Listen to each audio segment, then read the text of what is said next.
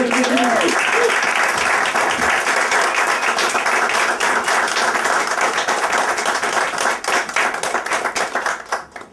you, Chuck, for the introduction, and thank you for your years of service.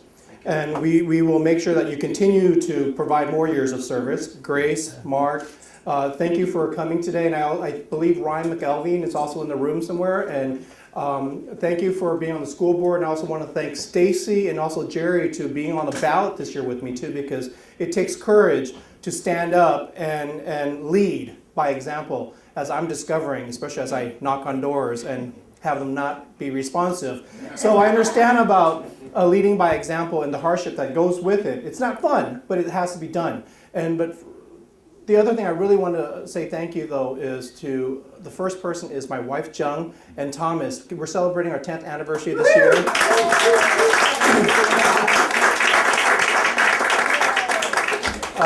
We're celebrating our 10th anniversary in a couple of weeks, and as many of you know, you cannot run a campaign without the household, your significant other, being with you on that. And you know, as some folks, the first question who've known me, first question out of their mouths is, how does Jung feel about this? And very honestly, Jung was not supportive at first, but it also warns me, though, that Jung has become very supportive of this. And it means a lot to me when my own wife says, you know, can I send this mailer out to my mommy's group, you know, to see if they can donate?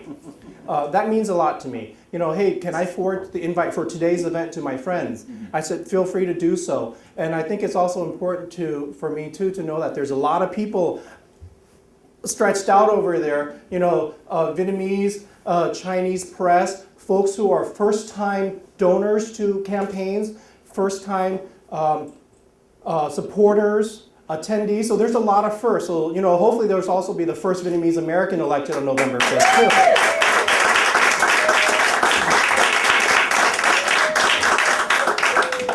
But, you know, I've been, you know, when I came home today, my wife says, you looked a little messy. And I said, well, I was just at a picnic.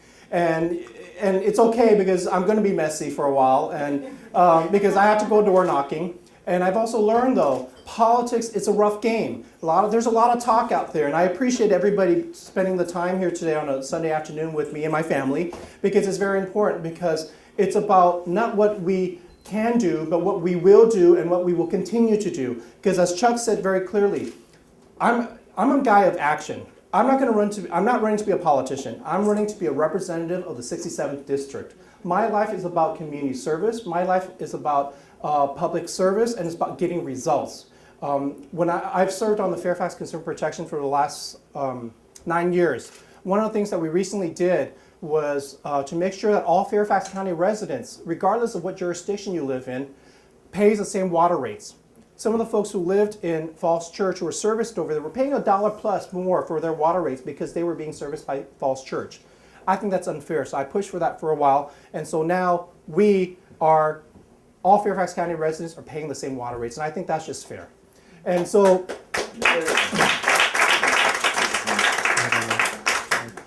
one of the things that Chuck, I'm going to project this just in case the microphone's not working. One of the things that Chuck talked about very, very honestly is that you've got funding for the expansion of Route 50. And I'm always asking the question, why is it taking so long for it to be completed? My wife and I and sons, because sometimes Thomas in the afternoon says, I want pho noodle. And so we drive down that street to go get pho noodle. Well, we find ourselves stuck in traffic for 30, 40 minutes because you know why? I've had plenty of times and opportunities to sit there and time how long we're sitting there because that happens that frequently. Pho noodle does not take 30, 40 minutes to eat, but we spend twice the amount of time to eat. Sometimes you're going to Costco. You're waiting in line just to go to Costco. And the reason I'm mentioning this is as I'm door knocking, folks are resonating with that. They're like trying to figure out, why is it taking so long? And then some folks bring up, why is Stringfellow going to take so long? Why are these other projects are going to take so long? So my question is not that we do not, I will not promise that we will reduce traffic, but I will promise that we will fix one traffic condition before we create another mess somewhere else. Because where are people going to, find escape routes to kind of get out of those areas when every corner we turn to has traffic? That just doesn't make sense.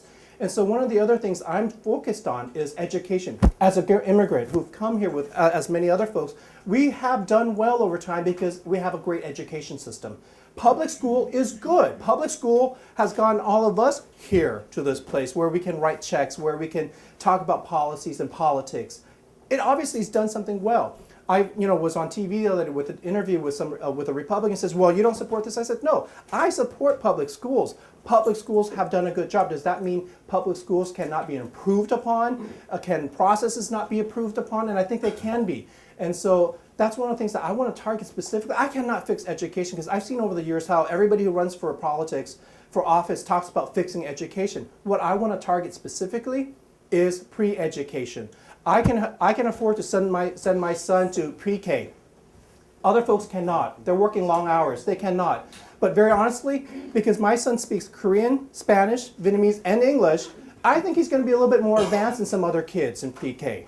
But that's because something that's we're personally putting into it. But other kids cannot. So we got to equalize that access for all children. So that way, as you get older and get lazy and decide not to do your homework, that's a different conversation. But at least day one, day zero, you're starting at the same level. My opponent, Jim Le Munyon, very honestly, is focused on charter schools. He's focused on creating this institution where if your school is failing, they're going to grade it. One, I'm trying to figure out, do we even have that extra money to create another bureaucracy? And who is going to be running these other bureaucracies? Do they understand what it takes to make Fairfax County the best school system for us to go to versus creating some arbitrary organization in Richmond? I'm being very factual about that because we have to take a look at that. Why? And besides, he's a Republican. I thought they want small government, not bigger government. So that doesn't make sense to me of why we're creating another bureaucracy. So I'm getting excited about this because part of that solution is President Obama recently pushed for AmeriCorps, because I served on the Governor's Commission for Tim Kaine for Corporation National Community Service, where we funded AmeriCorps projects in the state of Virginia. And the President recently signed an executive order to create a task force to see how the Corporation for National Community Service, which oversees service learning and projects, can actually work with schools to focus on STEM. STEM, when I mention science, technology, engineering, and mathematics, is not just about high school kids getting a degree and graduating. It's also about little kids in K to 12, so that way they can focus on the basic math. We grew up not with calculators, well, some of us did. Some of us may have, grew up with a rote memory of 12 times 12 is 144, 12 times 13 is what, because it's by memorization that we do this. Obviously, the educational system worked, and some of you may have used the abacus, I don't know. Oh, okay, all right. You didn't have fire back then. Oh, you didn't have fire? Oh, okay. I'll take your word for it. But my point is, it's worked over the years for some reason, right? And so, can there be ways of improvement? Yes. But let's focus on that, because part of that is just not about our educational system. Because very honestly, school systems are not well funded. Okay, we cannot give them all the money in the world. But the other thing that we need to do is also look at our corporations to see how corporations and private nonprofits can work together in service learning projects that the companies can give their employees an hour a day, a week to volunteer to work in schools, so that way you have truly experts in the IT field who can educate. But then by them doing that, they can also be role models for some of these kids can see, wow, I can program this, wow, I can do that. So maybe that will inspire them to become engineers and math teachers and all these other areas. So because it's by inspiring folks, showing that. And that's very honestly part of the creativity that we've lost over time. So that leads me to business development, okay? We live here in Northern Virginia. We have a great airport. We have great diversity. We have great people who know how to create businesses. We have a lot of small business owners here. We also have a lot of big organizations. We also have a lot of government agencies with three-letter words, letters, acronyms that are in the area. But my question is, why can't we have a center of excellence of some sort? Whether is it knowledge management, healthcare, why can't we have this? I recently discovered the Hughes Research Center up in Sterling, Ashburn area. Why can't that be the nexus for us up here? We don't have a Virginia Tech up here, but we have plenty of other universities, but we also have the know-how in this room. We have the folks who are creating new jobs. We have folks who want to hire veterans as they're returning back from the wars, but there are no longer that many contract opportunities for them to hire. It doesn't make sense for business owners to hire somebody because they believe in hiring somebody, but there's no jobs coming. So we want to make sure that is included. But we have to revolve around a regional solution to this, because part of this also is you can be welcoming, you can bring new businesses, but if they're stuck in traffic, they're going to go to work late, they're going to go to work unhappy, and they're going to want to leave work early so they can try to beat the traffic. So now productivity from a business perspective actually goes down. And so what can we do to really concretely develop this over time? And I've reached out to some of my other candidates, colleagues, and said, we have to approach this from a regional focus. There are things within the district that I can do as the representative, but there's things that we have to do as a group in the area. I've also challenged some of my colleagues in Arlington and said, you know what, I am going to take up this fight to widen 66, because a lot of the folks who work out here need to go through 66 to get to DC. And so we can't have a cloud jam somewhere else. And so I'm willing to fight that battle with my fellow party members, because in the end we have to look at the interests of the region, not just our particular district at any point in time.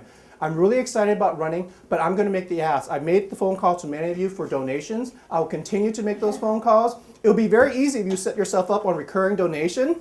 That way you won't have to get a phone call from me. So recurring donations, I will stop calling you. That would be my promise. So, the $5, I'll take $5 as I'm reaching out to folks who have not been engaged in politics before. I said, look, I need the $5. You guys are showing up to these civil rights organizations. You guys are asking for more qualified candidates to run for office. I am that qualified candidate running for office. I need your $5.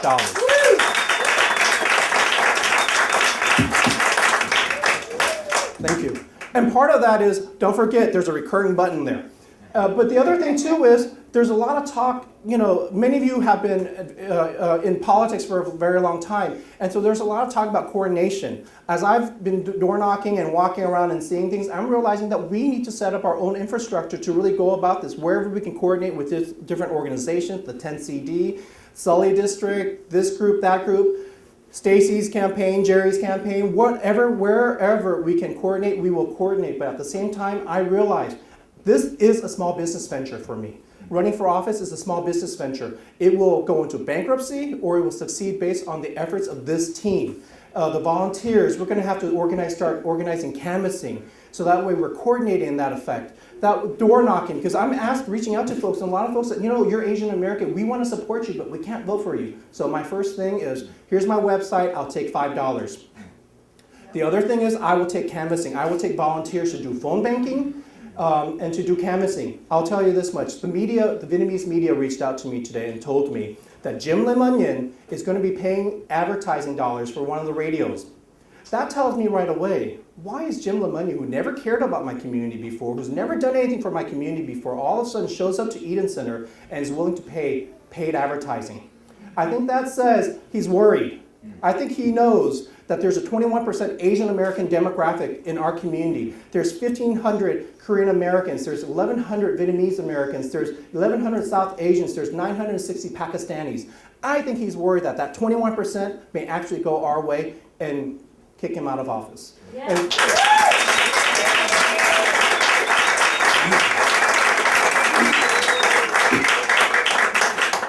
So I'm going to ask everybody in this room if you can make a pledge to make sure you reach out to other folks to 1, donate, 2, to do canvassing, 3, to donate, because I told my media, very honestly, I told them I will pay for advertising also, because I also told them you need to ask him the hard questions and feel free to ask me those exact same questions. Let's see whose answers are going to be better, because I've been doing this.